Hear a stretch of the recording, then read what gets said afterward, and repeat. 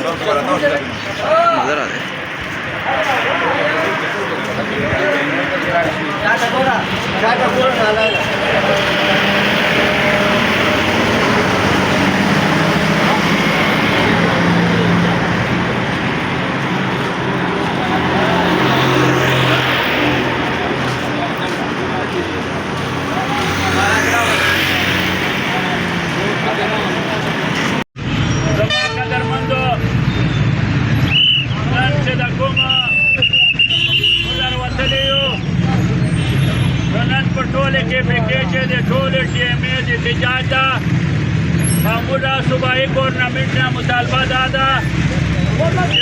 तनख्वाह पे यकम बांधे का कागज 4 क्लास है कते 5 क्लास है तनख्वाह रेगुलर का पे यकम बांधे का जो कचदा मुलाजिमीन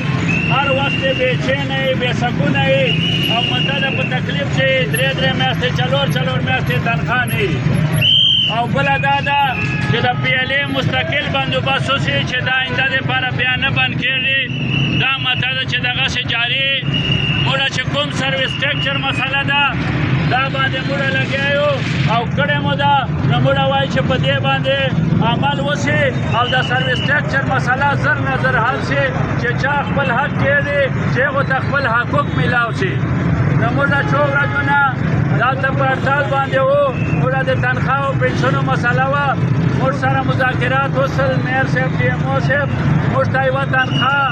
مته ده چې راکړئ نو هغه نه بعد انشاءالله 20 تاریخ پورې موږ دا احتجاج مؤخر کړ که چېرې 20 تاریخ پورې موږ بیا تنخواه ونه سلې نوره بقایا بیا به موږ انشاءالله مکمل هړتالې هر شی به بانې ټوټل میونسپل سروسز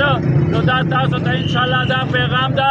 صوبایي ګورنمنټ نه موږ پر زور مطالبه ده چې موږ ته تنخواه ریګولر کا PLA د خلاصه شي همیشه دپاره چې بیا بند کول نه وي چې 3 میاشتې خلاصه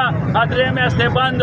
او د تنخواه موږ ته په یکم باندې متاده کول او چې د چوره ټیکسونه ختم شوي دي دا ټیکسونه دې واپس بحال شي چې TMA په خپلو پښو باندې ودرېږي روزانه TMA نه کله لاس کټ کا کله پښه کټ کا کله غوښ کټ کا نو موږ دا پرټول مطالبه د حکومت نه چې د TMA ته ټول ټیکسونه واپس راشي او دو مطلب چې د TMA ګانې په خپلو پښو باندې ودرېږي نو موږ